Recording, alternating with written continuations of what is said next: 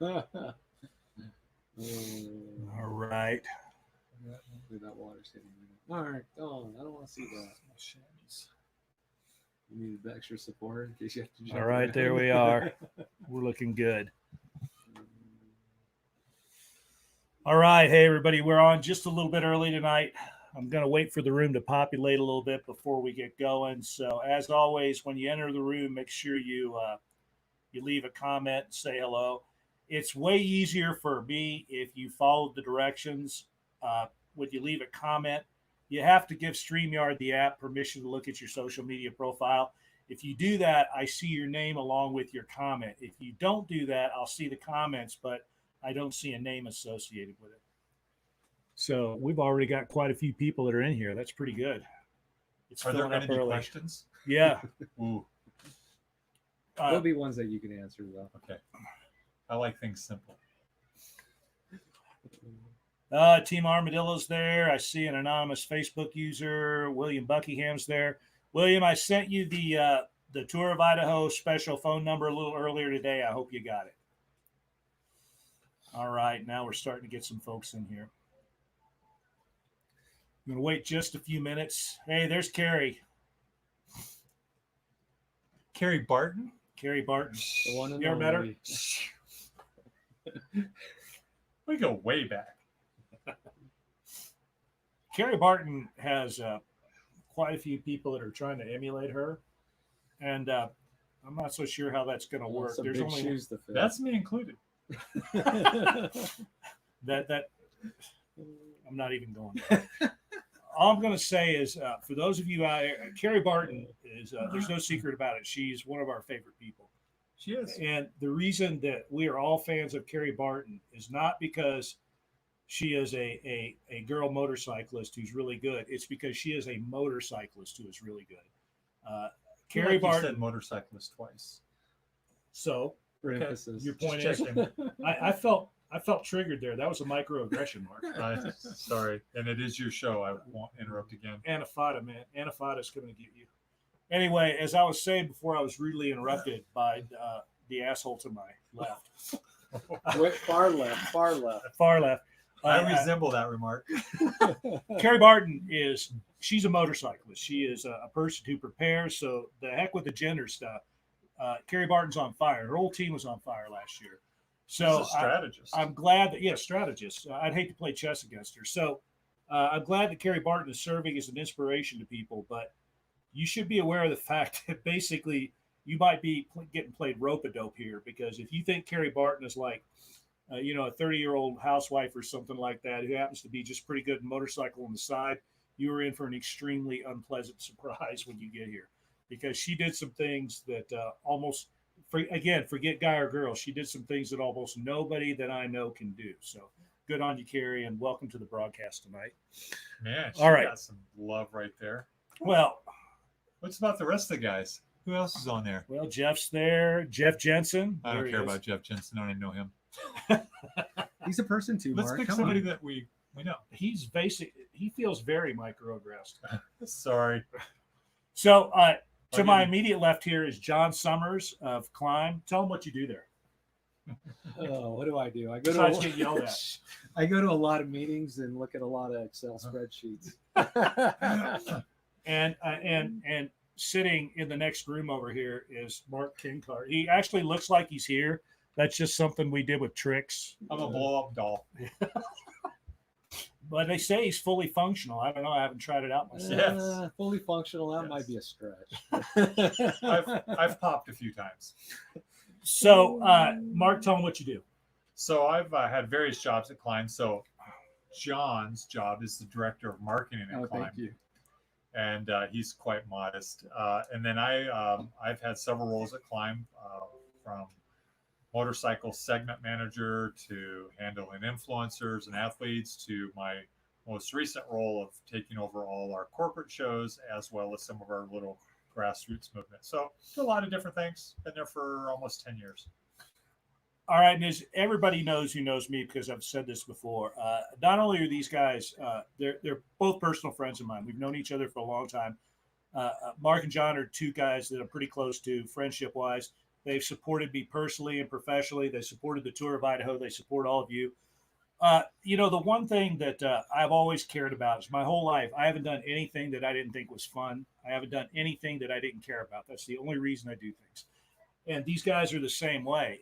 KLIM is a company that is not a soulless, gigantic entity that's just out there to make as much money as they can make. One of the reasons that I met these guys, we met through sort of research, trying to make things better. And they still do that. KLIM is a company. It's not the only company, but it's probably the company in the industry where you, the average consumer, have the best chance of being able to tell them, give them input to a product. And if that input is good and they look at it and they see that it pans out, you might actually see that in a product line within a season or two.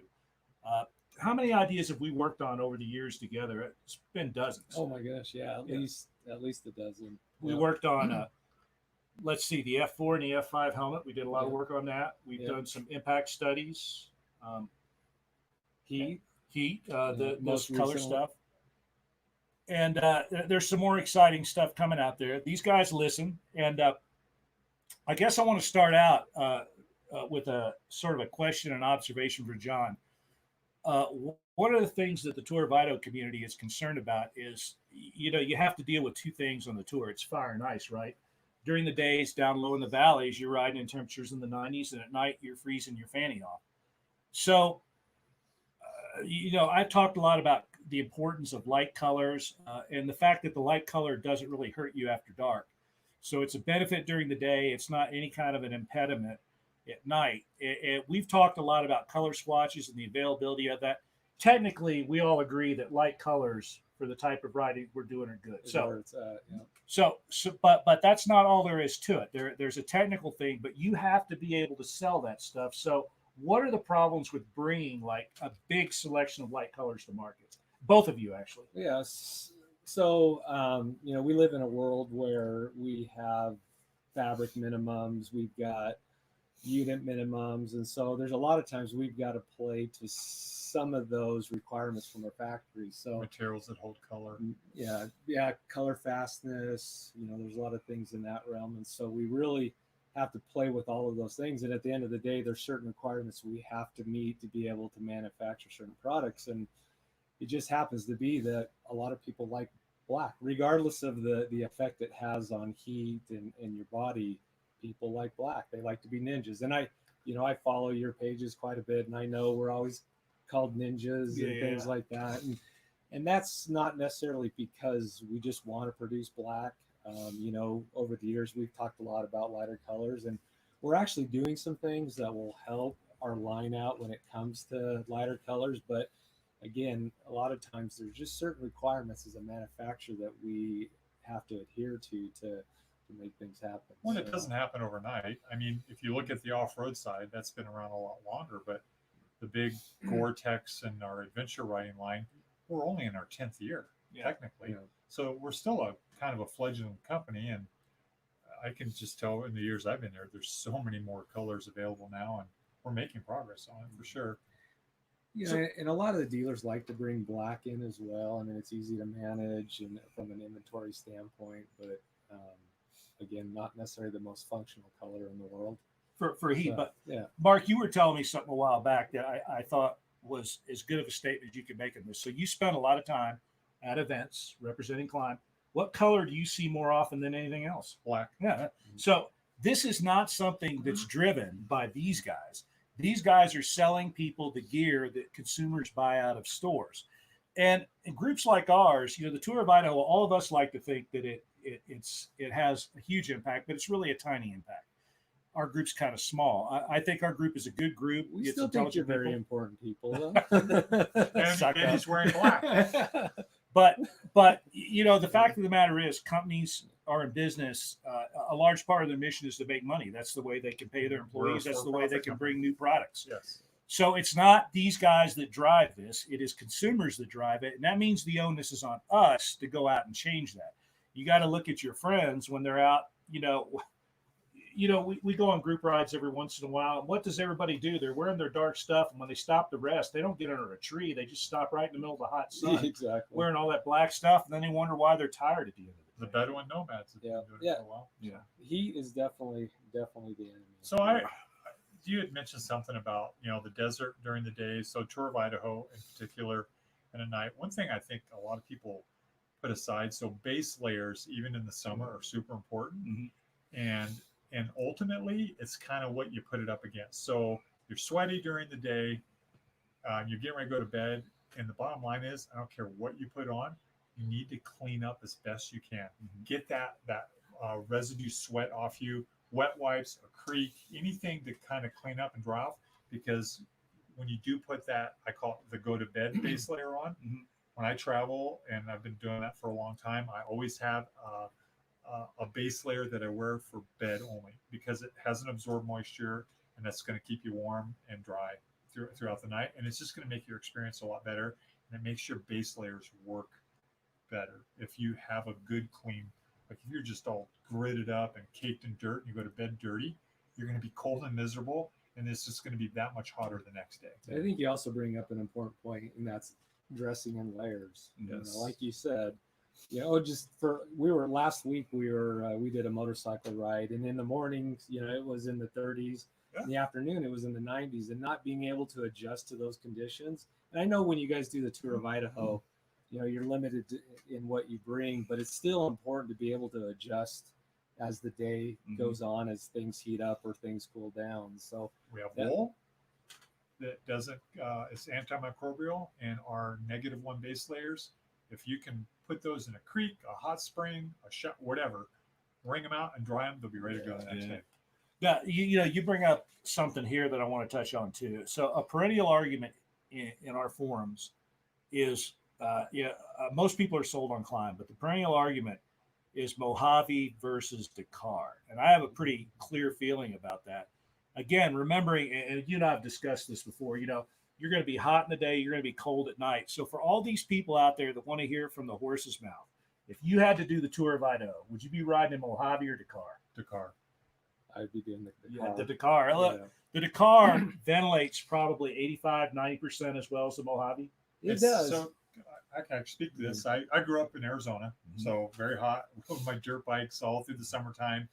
And the bottom line is when you are putting 90-degree air across your body, you are evaporating that moisture off as fast as you can produce it. When you control that evaporative process, so get out of the mesh and control it with a little bit of ventilation, you're going to sweat, but that moisture is staying on your skin, and you're going to create an evaporative cooling effect.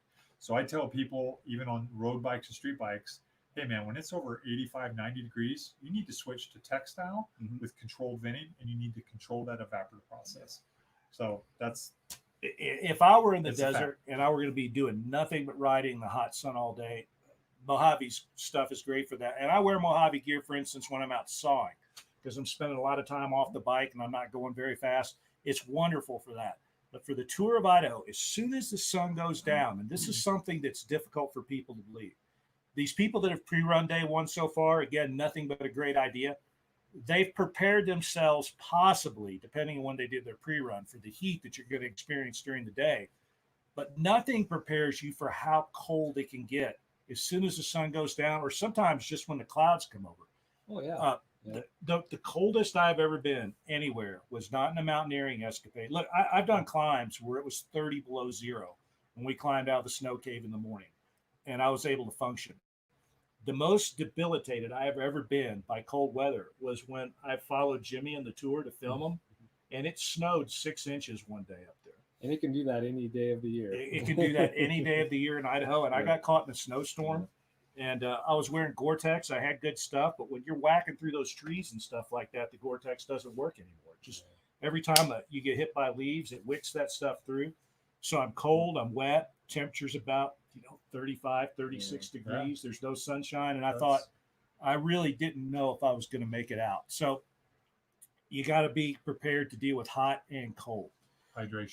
Hydration, or else you end up like me, you end up with kidney stones because you didn't drink. But even enough. in the cold, you need to stay hydrated. That's the biggest mistake people make. True that, man. And mountaineering, that'll get you every time. You're cold and you think that I don't need to drink. I think, like you said, it can even be a cloud that comes over. So we left KLIM on Monday to start a 4-day motorcycle ride, and we ended up I think it was probably about 85 degrees, but we started climbing up through Island Park, and we had a little rainstorm come over, and it dropped to 50 degrees within minutes. Yeah. I mean, it was just crazy how fast it can change. The difference in elevation that you'll go through too on the tour is pretty intense. The first day, total elevation change if you're doing the 3-person route is 60,000 vertical feet, and you're going from 4,000 feet in the valleys to up close to 10,000 feet in the mountains. That's serious. And it's a completely different environment. So sometimes not within a space of a day, within a space of a few hours, you could be sweating your butt off to freezing your butt off. So you got to be prepared, and no company builds gear that is better to accommodate such a wide variety of terrain and climb. But I'm telling you right now, the Dakar stuff is absolutely what you want. It's Dakar stuff is made for this kind of riding in mind, technical riding where you're likely to encounter extremes, of temperature. And again, back to the base layers, get that moisture off your skin and get that evaporated off. Yeah. So it's creating a cooling effect that when it does get cold, you're not sweaty and you should stay warmer. Something that I tried recently, and it was just kind of by accident. When this whole COVID thing first came along, I ordered up a bunch of net gators from Giant Loop, Harold's Net Gators. Mm-hmm. And you know what? When you soak those things in water on a hot day, Awesome Oh, radiators. awesome. it's one of the most awesome things in the world. Carotid artery. Yeah. Yep. So there's another tip right there, and you can help out another tour sponsor. These net gators are the real deal. You soak it in water. Every time there's a stream or something, just soak the thing in water, wring it out, put it back on, and that thing will keep you cool for at least a half an hour. It's amazing how well that works. So, I've known these guys in a lot of capacities through the years. We first met when I reached out to them a long time ago over some technical stuff, some physics stuff. But when I went to work for Share Trails, which I worked at for 3 years doing trail advocacy, when I took the job, literally the first phone call I got was from John Summers. Now, at Share Trails, there were a lot of people that supported us. Fly WPS was a generous supporter. Rocky Mountain ATVMC was a very generous supporter. So there were a lot of people that helped us out. Recluse helped us out. If I forget somebody, it's just by accident. You can still on their website. I think they still have a website. And all of the sponsors that worked with me the last time I looked are still on that bar at the bottom. Most of them are also sponsors of the Tour of Idaho. But literally, when I sat in the office, I'd been in there for about 15 minutes and the phone rang. It was John on the other end.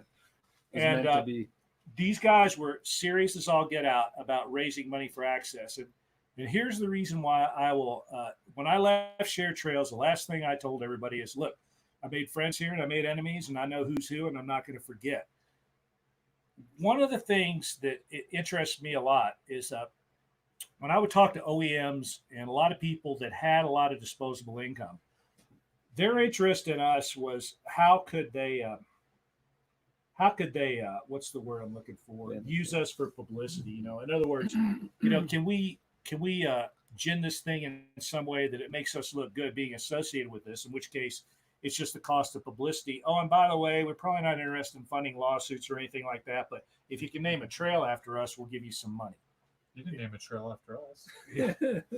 We're working on it. Why are we here? Let's leave. But these guys came to me and they were interested in doing the dirty work. Yes, we want to fund lawsuits. Trail maintenance and all that's nice, but there's a bazillion people out there that want all feel good stuff. They're aware, just like I am, that there are organizations that raise millions every year and they produce coloring books for kids. And these guys said, no, we want to pay attorneys to keep stuff open. And they were the first group that Share Trails didn't already have as a sponsor that reached out. And what you should know is that for 3 or 4 years, every single event that we did together, all those cow tags and stuff, that money all went to one place and one place only, and that was into a legal fund to pay for lawsuits. While I was there, with these guys' help, our goal was $1 million, and we didn't quite get there, but we raised about $500,000. And that's not chump change. That's a lot of money. Right now, I don't know who's doing that. There are some local organizations and some state organizations that are still doing things like that. We talked about trying to do our own thing, but everybody's busy these days. So I don't know if Riders Unite's ever going to go anywhere. That was what we were trying to do next. There's a lot of interest in it, but you guys did that not because it was good for you publicity wise, not because in any way it helped your company. You did it because you thought it was the right thing. So, why is it that you guys were so interested in what I think all of us consider to be the key access or the key issue, which is actually the physical ability to access trails on public land? Well, and I think this is also the answer to this is why I feel like our business is fairly successful, and that's because we're enthusiasts first and foremost. Not to say that everyone within KLIM rides, but we have a very personal interest in riding, and obviously without trails, it's really hard to ride. That's a pretty good business decision. Yeah. So if you look at it purely as a business decision, I don't understand why other manufacturers aren't jumping in and doing the same thing. I know for a fact that not all do. Yeah. Well, and because it's a personal thing, we have an invested interest, and we want to see, and I know you've said this a lot of times, you want to see the trails exist when your kids are old enough to ride. And, as a father that has kids that ride, I want to see them to be able to ride in the future. I want to see my grandkids be able to ride. And so, we take it very personal. We feel like this is just something as enthusiasts. It's what we do. And obviously, from a business standpoint, KLIM doesn't exist without trails. And so, well, it's good for tourism too. I mean, it brings in a tremendous amount of money to local economies, and that's not just Idaho; it's everywhere that there's trails to access to outdoor activities. Horseback riding, mountain biking, dirt biking, all of it. Yeah. And Mark, I know you know this because all of us are pretty good friends with Bill Whitaker and the BDR folks. Yep. You're really familiar with that economic impact study that the BDR people have done. Why don't you talk about that a little bit? It's phenomenal.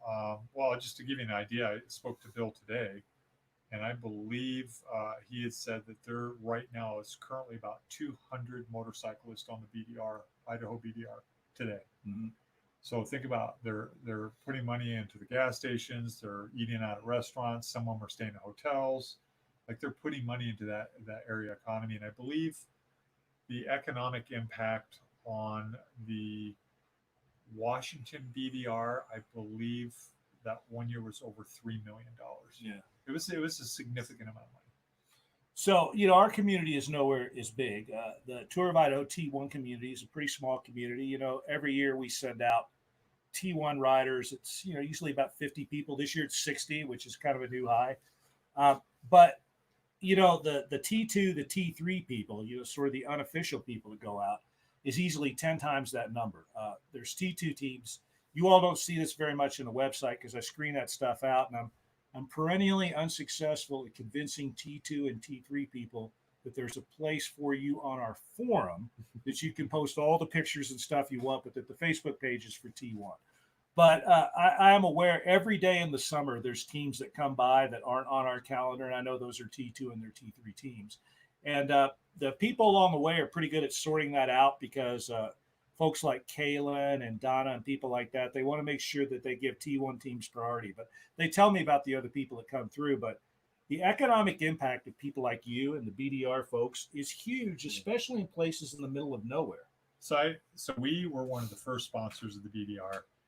And I remember when Paul Gillian called and kind of laid out what he wanted to do and stuff. And the BDR and a majority of the effort on their whole board member, but Paul really drove that from TourTech. It's become its own brand. I mean, people come from all over the world to ride these BDRs. The premieres they do have record draw. It's become a machine, and I don't see it stopping anytime soon.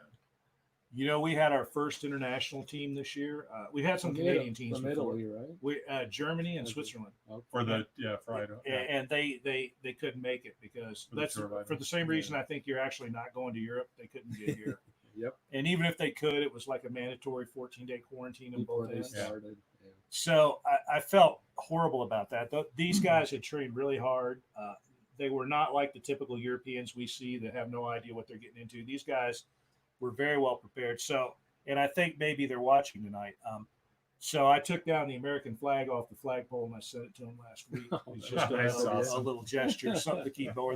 They've said they're coming back next year, but you sent them a Pabst Blue Ribbon. No, man. I keep that here. Okay. This is, by the way, this is ALA1 Monday tonight because I'm here with these freaking teetotalers. So, Shameless plug. but I'm gonna. Are you sponsored by? No, but I know Both of these Jimmy beverages? Lewis, and he might as well be. Yeah. Uh, So If that Jimmy's was a Jimmy truck- Lewis beer would be warm. Jimmy's truck's parked outside, and I'm posting all these pictures of the fire. Many of you know that I had a fire that burned really close to the house. In fact, these guys' eyes got pretty big when they rolled in. yeah, the post you were putting on doesn't do it justice. I Yeah. mean, pulling up to That's your a big house fire. and seeing how close it was and how big it was. It was pretty big. So I'm posting all this stuff up on social media yesterday, and Heather and Jimmy see it. And Jimmy's go. So Jimmy says, "Hey, did I tell you where I left the keys?" And I said, "It doesn't matter. The D11 moved it out of the way."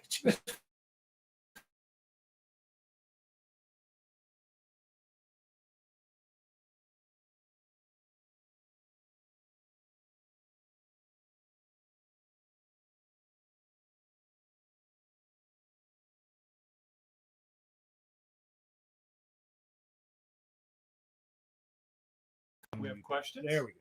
Okay, the microphone is back. I'm sorry.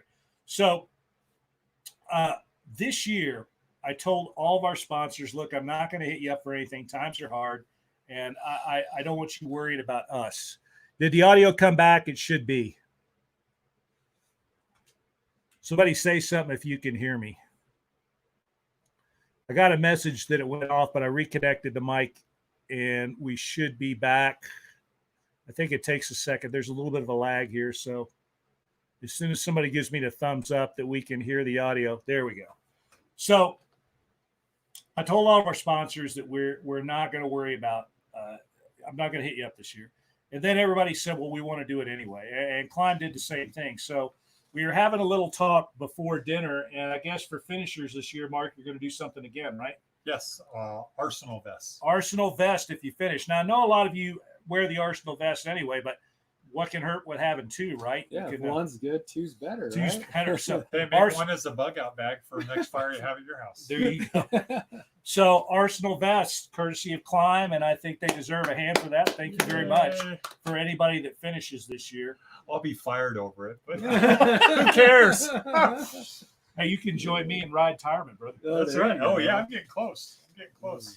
And then the other thing is that I'm going to provide some giveaways at the flagpole too. I worked out a deal with these guys earlier, so I'll have some swag for selected teams at the flagpole. Once again, please don't be upset if I cannot greet you at the flagpole. If I can't meet you that day, I'll try to track you down the next day if you take the day off in Pocatello. But unlike most guys that are 64, I have niños wandering around at home. You know what?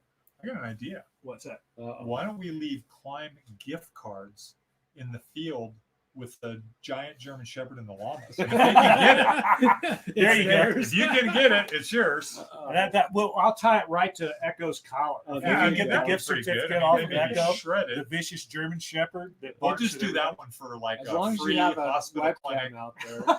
but we're only covering up to maybe 200 or 300 stitches. Nothing more than that.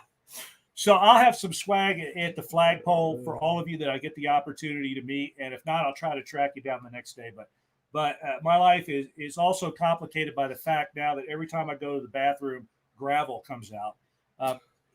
Anybody that tells you that kidney stones are no big deal has not suffered one. So I'm trying to get through this as best as I can, but it has not been the best week so far. However, my friend Kerry Barton tells me that my driveway has some bare spots in it. If there's a recession right now, maybe I can accomplish a couple of good things all at once. So there you You'll go. see Martin out in the driveway screaming. All right. So thanks very much for the Arsenal vest for finishers. We'll have a little swag for you at the flagpole. I remember one year you guys gave away something that was pretty good, and we had a drawing for it. I remember I went right up on top of the mountain there, and we took all of the people. It reminds me of the cow tags. Remember, those cow tags all went off so well. It looks like something that we had worked on for months, and they carefully considered everything. Lots of planning on that I one. thought we did. How I remember us being in my trailer like 5 minutes before the giveaway once, trying to sort Trying to some tape, figure it all trying out. to figure some stuff out. I enjoy that. I enjoy doing the He likes to announcements work and under I like pressure. working the people over, like punishing the people. We, I just kind of like that. So maybe a shameless plug for the cow tag. So this year, obviously, we Right. are not going to be doing We the tried. cow tags. We tried. Yep. But hopefully we can do it next year, and we'd love to have everyone come out and participate in that. We squeaked off the frozen cow tag. Yeah, no, it's just a great opportunity to get together with like-minded people and Yep. and ride some really good single track. We've got a great trail network that we use, and I think cow tag XL has a lot of potential too. absolutely, yeah. If you're a big bike rider as well, Yep. I really enjoyed that Caltag XL, especially the guy that showed up on the bike with the waiver that said, "Do not take this bike on single track trails." You did finally get him out, right? I did, yeah. Well, I didn't personally. I told somebody where to go the next give them a day. general direction. I thought when you guys had to cut 200 trees out to get the one guy out that just flat out ran out of gas, and not in the bike, his body. I think the worst part of that for that poor fella, that guy was a nice guy. I Making liked the him. phone call was the worst part. I don't understand why he did what he did. After you vlog top the first 100 trees, it should occur to you that You you're might want to quit. on a route that's not on any of the maps, that maybe it's not the place for you to be. I think the worst part was having to ride out on the back of my bike because it was a long way. And it was getting dark. That was also the night that 2 of the 3 rescuers showed up on bikes that didn't have headlights. So Brian DeLidge and Mike Evans are out there, and they don't have any headlights on their bike. So it gets dark, and this guy, I go, well, I'll come back and get you guys. So I take him to my truck, drop them off. I ride back to look for those guys. And we had come down off this big hill, and I get down into the creek at the bottom of the hill, a few miles back their direction from the truck. I look up, and it looks like a rock concert. It looks like people flicking their Bics coming down the hill. I get a little closer. These guys are both holding up their cell phones, like out over their handlebars like this, using their cell phone Trying to lights find the to ride trail. down the hill. That was pretty awesome. That was fun though. That was a good time. Good And we time, tried a fun. different format, and I think there's we learn stuff every year for our events, and we'll just get better every year.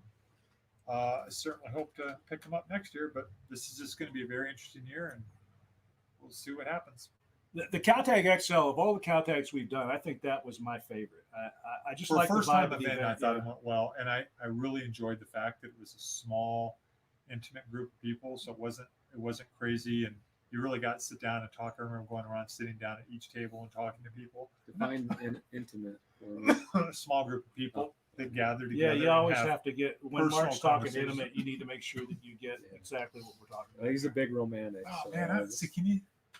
I don't know what you mean by that, John. The other thing that was cool about Caltag XL was we worked with the folks in Chalice, Idaho, Yes, and the people in Chalice were tremendous. Oh, yeah. They I valued love the those event. guys. They opened their doors. And They were- opened their doors. They did everything to make it work.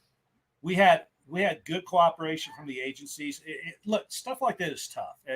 It was not like there were not some speed bumps in the road. I would call these guys every once in a while, and I'd be raging.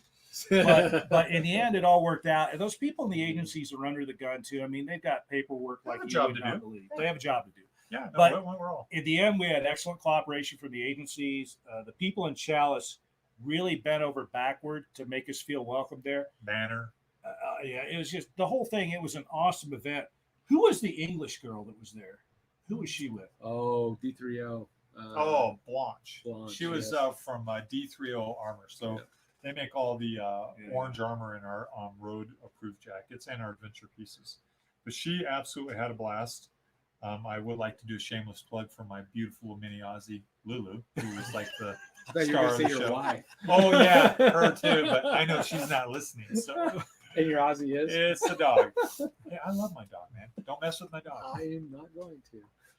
So we're going to get on to some fun here in a few minutes, as if we haven't been having it already. We're going to get down to the favorite team for 2020 contest. Right now, if you haven't voted already, I put up a poll and asked everybody not to vote until 7 o'clock. Team Hillbilly immediately voted and said, "Oh, we thought you were talking about Eastern time." But I reset the poll, so you're open to vote now. The reason we're doing this again, I know I put up a poll earlier, but at first I put up a poll and I said, vote for your favorite team name of 2020. Then I implied that there might actually be a little bit of swag to the team that was determined to be the best team name of 2020. And immediately there were changes in the votes. Everybody started voting for their own team instead of voting for other teams. So you can vote for whoever you want to, but I'm only going to count votes that were done between 7 and 8 tonight. Pardon me. Oh, I'll tell you what. Do you need some help with that, Stone? I got a pair of pliers. You know what? Oh, God. That's not even the grossest thing I'm thinking right now. Needle nose? Don't get me going. Clothespin. But it's too sensitive, Mark. It's just too soon.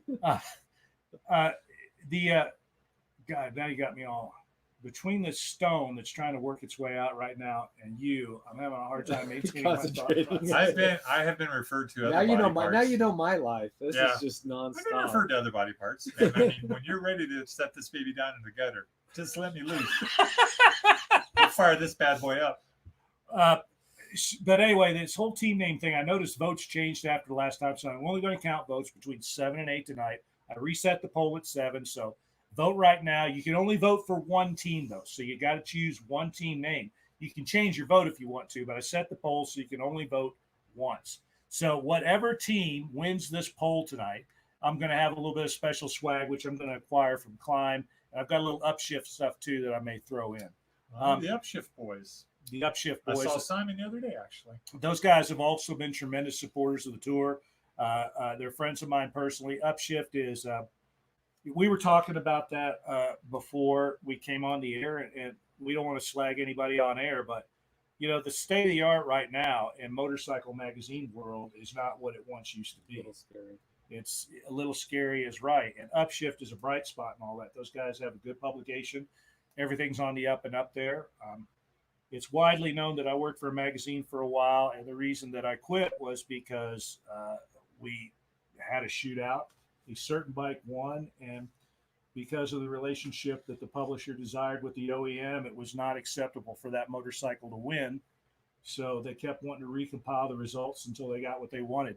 The industry's full of stuff like that, and I hate to be the one to break the bad news to you. And if you're feeling a little faint like right now, allow me to fan you gently so you don't go into shock. But when you're looking at Motor Trend and Car and Driver and all those things, the relationship between advertisers and the people that write those stories is mighty close. And I trust almost nothing that I see. So great. Now you're telling me that what? Instagram isn't real? Twitter. At least everything on it's real. Everything on it's real. I thought everybody lived the van life. So as far as I'm concerned, and this is one data point here, it's a dirt bike test upshift world in motorcycle world right now. I think both a dirt bike test has more integrity than any other publication. Their stuff is spot on. If I read it there, I believe it. And I'm a pretty critical guy. In fact, the reason I know all these guys is because I bugged them. I wrote them letters and saying, hey, you're wrong about this. Mm-hmm. So dirt bike test, their stuff's good. Upshift, their stuff's good. Those are basically publications you should support. Everybody should be following them. Jimmy tells it like it is. That's the reason why he has been unwelcome from some places, because he tells the truth. And that's not something that works really well in publication world. Sad but true. All right, so I want to get to this best team name there. Let's look at the poll here. No questions? Nobody has any questions? There's all kinds of questions, but they suck. Oh. So let's go down these team names here, because I'm going to vote for you guys. I'm going to take a vote for Mark and a vote for John. I like the one from Jackson. So Team Chamois Butter, that's the team from Oregon that Mark Schneider and those guys. I like that one. John likes that one. I'm going to put that one in. Team White Claw, Team Steel Horses, Team Sawzall. What's the Jackson one? I like that one. The Trustafarians. The Trustafarians. Go on down there and find those guys. So Trustafarians get a vote from Mark. If I can find it. Yeah, Team Trustafarian. All right.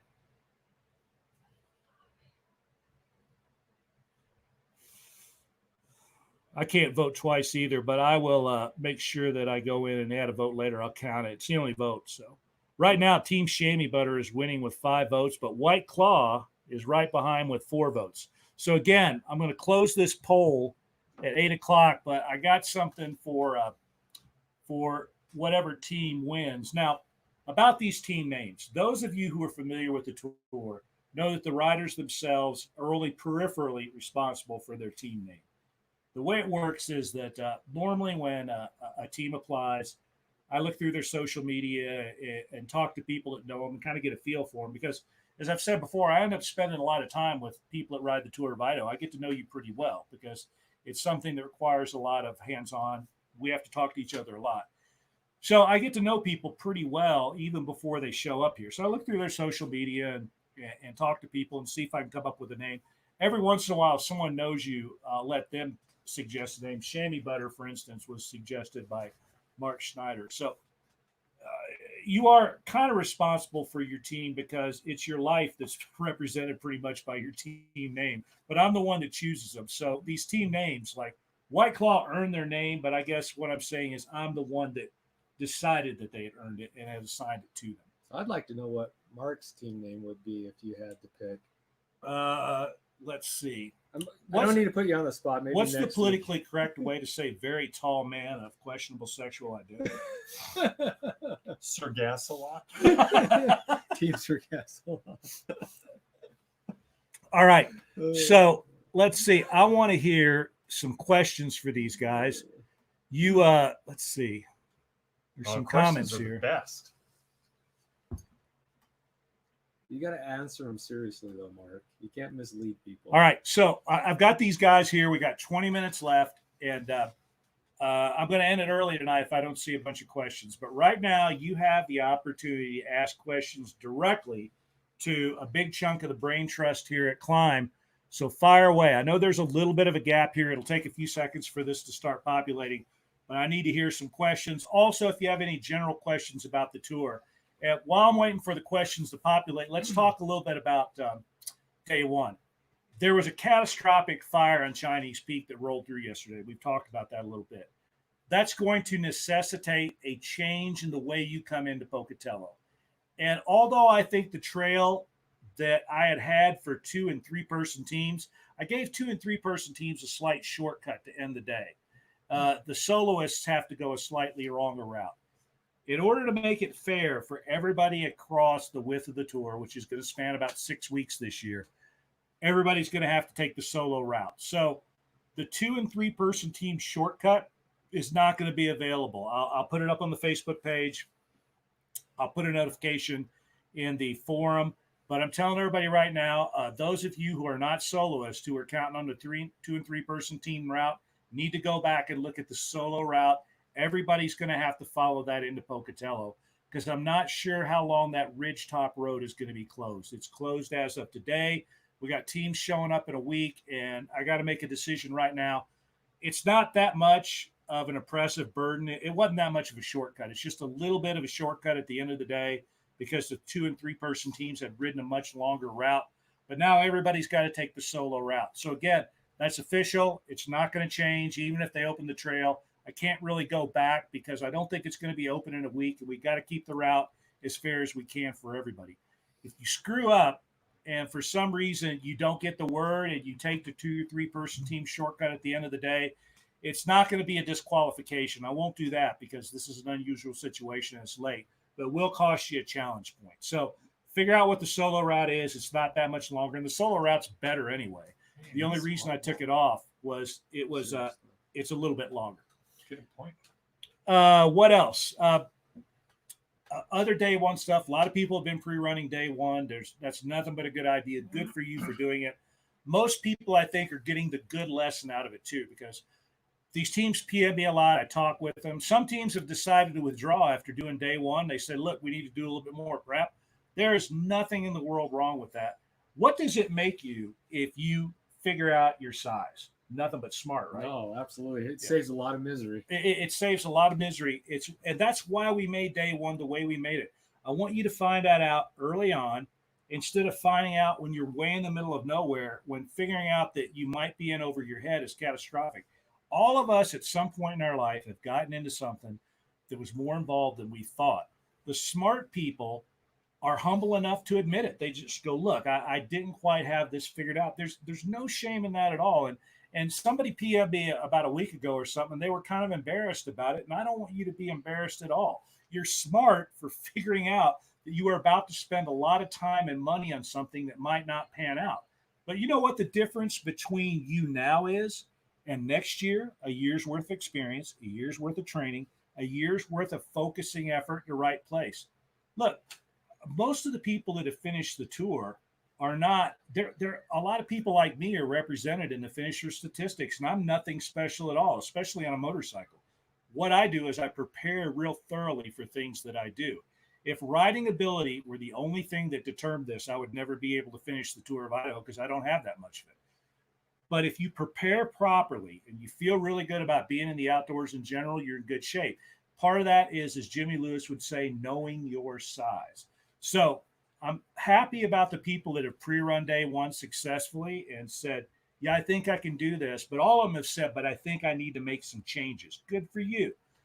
But the people that showed up and didn't go, you know what? This may not be for me right now. I am at least as much proud of you, maybe even more so, because it takes a lot to admit that, maybe I need to think about this a little bit more. There's nothing wrong with that. That makes you smart, at least in my view. So let's look at these questions here. All right. This is from anonymous Facebook user. When is the new Stowaway coming out? Tried to get one, but they're not available. That's a very good question. August. Yeah, it should be August. We're receiving a lot of our items for the fall right now. Yep, that'll be here end of August. All right. So how's the new I have two versions of the Stowaway. I have the really old one, which was a lighter weight jacket. I have the newer one, which had like the red KLIM logo on it, and had tape zippers and stuff. It was really nice. How's the new one different from the latest one that I have? I haven't seen it. Well, it's not necessarily new in a design. Mm-hmm. I mean, it's still the current one. It's just we're getting more inventory in, so Probably a couple new colorways. All right. Yeah. So basically the same as the newest jacket that I have. Yep. Okay. So again, most of you are aware of my opinion of this. The Stowaway jacket is the best jacket for the Tour of Idaho, bar none. It's almost like it was made for what we do. Actually, that jacket is a survival piece. Yeah. It's a go-to for a lot of people. It's saved my bacon. Mine never leaves the van, and I take it everywhere with me. It's incredible too how a jacket that's that versatile can actually be condensed into an incredibly small space too. It's light. Everything about it is well thought out. So the Stowaway jacket is something that should definitely be on your Tour of Idaho hit list. It's my favorite jacket. Let's see what else we got here. Oh, this sounds like whining. The only reason we're named White Claws is because Dingleberry hand pump didn't occur to Barton. Dingleberry. Ooh, are those related to quiff nerds? All right. Let's see what else we got here. You have photochromatic lenses for off-road in your goggles, I guess. Oh, that was a good question. I know we do for snow, but I'm not. I'd have to ask. I'm not sure. Yeah, I don't think we do right now. I mean, we can take that offline and send that answer to him. All right. If you capture his name, I can definitely do that. Damon's a friend of mine. I can get the information to you. One that I really like is the smoke clear. That's what I use most of the time. So it is a clear lens, but it just has enough smoke on it that it cuts the UV and it doesn't give for me, clear lenses give me a headache. This one is really good because it blocks the UV, but also as you're going into shadows and coming out, it just gives you that clarity you need. All right, let's see what else we got here. KLIM should add a purpose-built bear spray holster on the Arsenal vest. I like that idea. Yeah. The other thing that you and I've talked about is there's a company up in the Panhandle, Alien Holsters. Did you talk to those guys? I have not talked to them yet, but they're on the list. Yeah, I that Arsenal vest is like the shiz-nizzle, especially now that's available in a lighter color. And I sort of engineered a little tab for my bear spray holster on it. Yeah. But the thing that would be nice is Alien makes a holster that's got like the trigger guard and everything that you need for a Glock, so you can run around with the round in the chamber. And I've got mine kind of jerry-rigged, so it sits right here. But that Alien holster is really nice, and if we can figure out a way to securely attach it to a KLIM vest, it's incredible. It's quicker than getting the bear spray out. I with my bear spray, I have it. It came in with a holster, and there's a couple webbing straps on that Arsenal that you can use to fasten your bear spray on. So I've been told, depending on the area you're at with the bears, that you should remove the insight on your guns. That way, when you shoot it and the bear takes it away from you and shoves it up your butt, it won't hurt so bad. You know what? In my experience with bears, I'm almost convinced that I think spray is the way to go. With either the bear spray or the gun, there's a 50-50 chance you're going to be deploying it from inside the bear's belly. Yeah. You know, I don't want to shoot a bear. And No. even though I carry a gun, I There'll do be it paperwork. just because it's some instances I think you're going to have to do that. But we talked about this a little bit last week. All of us have spent enough time out in the woods. You know, the bear spray is not always effective. There are times when it's just flat out not going to work. If the wind's blowing or if it's blowing in the wrong direction, if it's raining. And you know, the nice thing about that 10 millimeter Glocks, it makes a hell of a noise. And sometimes just firing it into the ground scares them away. Okay, I know my size with the altitude adjusting XXL or snug. Any XXXLs in stowaways? So, A 3XL. because the stowaway doesn't have a side zipper like the altitude. Yeah. There is I believe the stowaway goes to a 4XL now. Does it? So there's a 4XL available. There's also a new jacket on the market called the Baja S4, and it's kind of the same concept as far as, you know, you stow it away. The Enduro. The Enduro. The Enduro S4. It came out at the same time as the new Baja Mesh Adventure jacket. But anyways, that particular piece also, you can pack it up really small. Not as small as the stowaway, but it does have stretch to it. 4-way stretch. Yeah, which is an advantage for sure. So that's another piece to look into. All right, Mike Boughton. By the way, this is Glitter Gulch 2. I don't know if you guys know Mike, but he's part of that Sun Valley crowd or Ketchum crowd. Oh, okay. So Those guys are on fire. So he's up east. Is he friends with Mincy? Yeah, he's friends Okay. with Mintz and Jensen, all those guys up there. Mike has really done the world a favor. This guy has personally sawed like half of the tour this year. He's done a really good job for us. Thanks, Mike, once again. And he's asking a question that's near and dear to our hearts because you and I have talked about this extensively. Yeah. A larger arsenal vest, maybe call it the tank, more like a backpack, but still a vest. How long have we been working on this? 5 years? So we did increase the size of the storage on the back a little bit, but I would agree with you. Having something even bigger would be beneficial. And we actually have a little model that we're looking at right now. That it's in the preliminary stages, and I can't speak for these guys because my relationship with them is an outside consultant. I'm the guy that pesters them every once in a while. But we have talked extensively about the Arsenal vest over the years. We talked about it about 8 or 9 years ago. It was one of the first discussions we ever had when I first met you guys. Yep. We talked about something that. Year now? What's that? I think it's its third or fourth year now, isn't it? Yeah. Fourth at least. Yeah, like an expedition level one. Right. But shortly after that, we talked about the utility of having a back compartment that expanded into a full backpack. Right. And we actually have a prototype to look at now. Another company kind of did that, but they didn't do it as well as KLIM would do it. But there is another company out there that sells something like that. It's too big and it's too bulky and it doesn't vent very well. But I think that you are likely to see something like that sooner rather than later. Mike, it's a great idea. And it's something that all of us have talked about a little bit. And hopefully we can convince the powers that be up the food chain a little bit that something like that would work. Yeah, absolutely. Okay, let's see.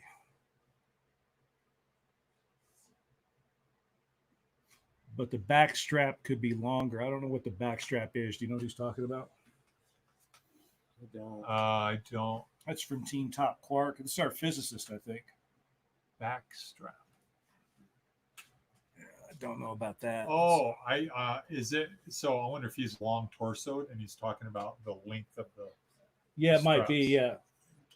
I'm pretty long torso too. Mine's cinched way up. Yeah, You're both short. whatever. Well, compared to you, you're an anomaly. All right. Bigfoot. So, do we have any more questions here? Let me see. Here's a link. So let's see. We got just a few minutes left. I'll wait. I've got a few other things to talk about in closing here, and I'll take questions right up to the top of the hour. So we covered the fact that day one's going to involve a detour. I got some intel last week that there's still a lot of snow up north. Some teams have tried to pre-run some day 8 and day 9 stuff. That is entirely usual this time of year. Those woods way up north hold snow until late in the summer, and I've never done a tour of Idaho where I didn't have to push my bike through snow in a couple of places in that day 8, day 9 terrain, especially what is now the current day 8. There's always a lot of snow up in there. But this is also the time of year when that stuff melts really fast. So from one day to the next, if you look at the snow gauge reports, you'll see like a precipitous drop in the snow levels just going from day to day. A couple good rainstorms will help. Too. Yeah.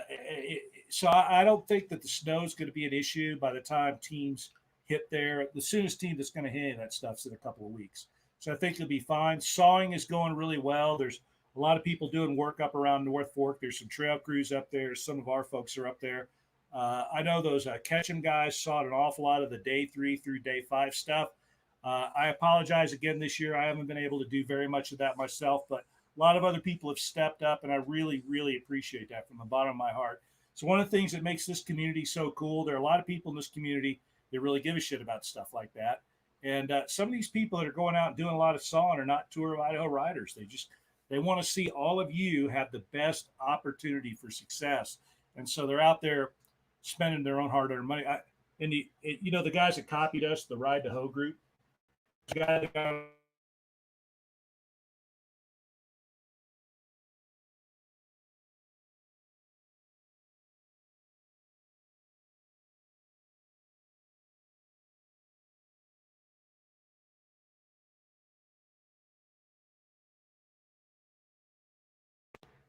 all right. I know we lost audio for just a minute. Let's see. Oh, Kevin's talking about the one for the tool bag. Oh, making it longer. Yeah, making it longer. I know they've been working on that as far as how to manage the tool pouch and get it closer to the the center of your body. But we can definitely take a look at that. Okay, do you guys still make the car in the boot pants? Yes. Yes. All right. Yes, we do. I know we lost audio for a second, but it should be back now. All right. Well, we're going to wrap her up here pretty quick. We're running up on time anyway. So what I want to do is thank Mark and John for driving all the way down tonight. I told them that we could do this remotely, and they said, no, we'll come on down. And I think it's always better when people are here in the studio. It's a lot more fun anyway. Chance to hang out with you. We wouldn't miss that. Yeah, and they even paid for dinner. Oh, yeah. Mark did. I didn't. Oh, no. Seriously, it was John. I do things like this because they're fun. I'm in a fortunate position in life where I don't have to do anything I don't want to do anymore. I do the Tour of Idaho because it's fun. And it's fun because of most of you. I get to meet people like you, and you're the kind of people that I want to know. And in the industry, these are the kind of guys I want to know. I've never been involved in a project with either of these two guys that didn't work out pretty well, be it a cow tag, doing something technical on gear, any of that kind of stuff. Again, I know a lot of people in the industry, and they're great. But, when I talk to these guys, it's listened to. And if there's any way that some action can be made, action happens. And I feel the same way about all the other people that we promote a lot in this group. These guys don't pay me a dime, neither does anybody else. It's we work together because it's making the motorcycle world a better place. So thanks a lot for coming down, guys. Oh, absolutely. Can you take that much praise? I was going to say we might come down every Monday just to listen to you talk about us. I bet the meetings of Polaris don't go this way. Oh, no, not at all. We're never good enough. No. All right. Give it up for these guys. Thanks a lot. No, we appreciate you, Martin. I mean, the Tour of Idaho is just an awesome format. Yeah. Like you said, you're at a point in your life where you don't have to do anything you don't want to. And it takes a lot of effort to organize this and give everyone the opportunity to go out and try this. So we appreciate and you made the bucket list. I mean, it's a bucket list ride for so many people. Yeah. I travel, again, doing the events. I hear people going, I want to do that Tour of Idaho. Well, you know what? The world is about creating opportunities, right? And when you check out, you could have made the world a better place for what you did, or you could have made it a worse place, or you could have made no difference. So I'm not Hitler, so I don't think I'm going to make it a worse place.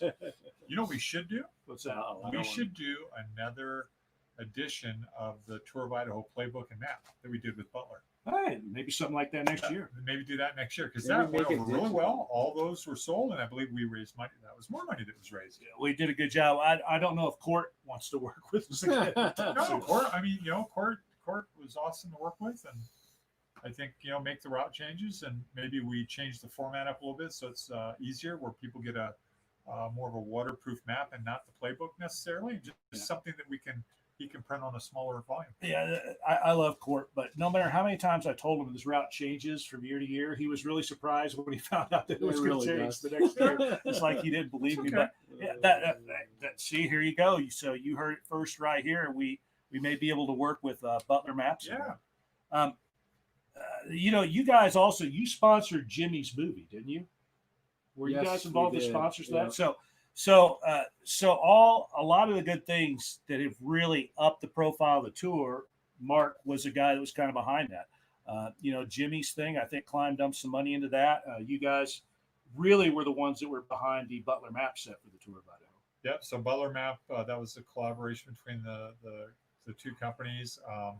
We have collaborated and worked with Butler. We collaborate and work with Rever. Mm-hmm. We work with the BDR. We work with you. Like we work with a lot of organization.